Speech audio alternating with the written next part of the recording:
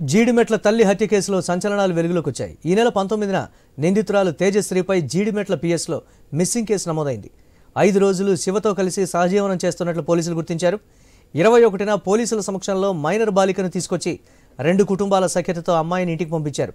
నిన్న రాత్రి తల్లి ఇంట్లో ఒంటరిగా ఉన్నట్లు గమనించిన ప్రియుడు శివతో పాటు తన తమ్ముడిని పిలిచి హత్య చేశారు.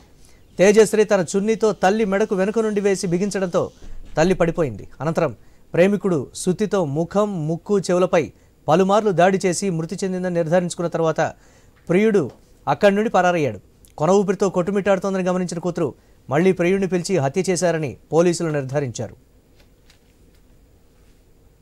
జీడిమెట్ల పోలీస్ స్టేషన్ కి ఒక సమాచారం వచ్చింది. ఆ సమాచారం మేరకు జీడిమెట్ల పరిధిలో ఉన్న ఇది లాల్ బహదూర్ నగర్ ఈ ఏరియాలో ఒక ఇంట్లో ఒక స్త్రీ హత్య గురైందనే సమాచారం వచ్చింది. దాంతో ఇమీడియట్ గా SHO జీడిమెట్ల అండ్ స్టాఫ్ వచ్చి పరిశీలించగా 39 సంవత్సరాల వయసున్న మహిళ చనిపోయి కనిపించింది. తర్వాత ఆ మృతికి సంబంధించిన కారణాలు మా సిబ్బంది ఇన్వెస్టిగేట్ చేయగా ఆరా తీయగా తెలిసింది ఏంటంటే ఈవిడికి 2 కూతుర్లు ఉన్నారు. ఒక కూతురు వయసు 16 సంవత్సరాలు. ఈ నెల 19వ తారీఖు ఒక లవ్ అఫైర్ తోటి ఒక వ్యక్తితో వెళ్లిపోవడం జరిగింది. వెంటనే ఆ తల్లి వచ్చి కంప్లైంట్ చేసింది. వెంటనే ఆ అమ్మాయిని మళ్ళీ 20వ తారీఖే మా జీడిమెట్ల పోలీసు వారు అమ్మాయిని ఆ వ్యక్తిని కనిపెట్టి ఇమీడియట్ గా ఆ అమ్మాయిని ఆ తల్లికి హ్యాండ్ ఓవర్ చేయడం జరిగింది. ఆ అమ్మాయి ప్రేమించిన అబ్బాయి ఉన్నాడో శివ, ఆ శివాన్ని పిలిచి తన తల్లిని హత్య చేయవలసిందిగా పురికొల్పింది.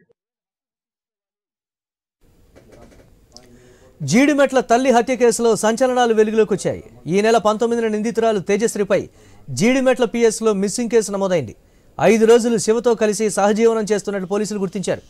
21న పోలీసుల సమక్షంలో మైనర్ బాలికను తీసుకొచ్చి 2 కుటుంబాల సఖ్యతతో అమ్మాయిని ఇంటికి పంపించారు. నిన్న రాత్రి తల్లి ఇంట్లో ఒంటరిగా ఉన్నట్లు గమనించిన ప్రియుడు శివతో పాటు తన తమ్ముడిని పిలిచి హత్య చేశారు. తేజశ్రీ తన చున్నీతో తల్లి మెడకు వెనుక నుండి వేసి బిగించడంతో తల్లి పడిపోయింది. అనంతరం ప్రేమికుడు సుత్తితో ముఖం, ముక్కు, చెవులపై పలుమార్లు దాడి చేసి మృతి చెందిందని నిర్ధారించుకున్న తర్వాత ప్రియుడు అక్కడి నుండి పరారయ్యాడు. కొన ఊపిరితో కొట్టుమిట్టాడుతోందని గమనించిన కూతురు మళ్లీ ప్రియుడిని పిలిచి హత్య చేశారని పోలీసులు నిర్ధారించారు.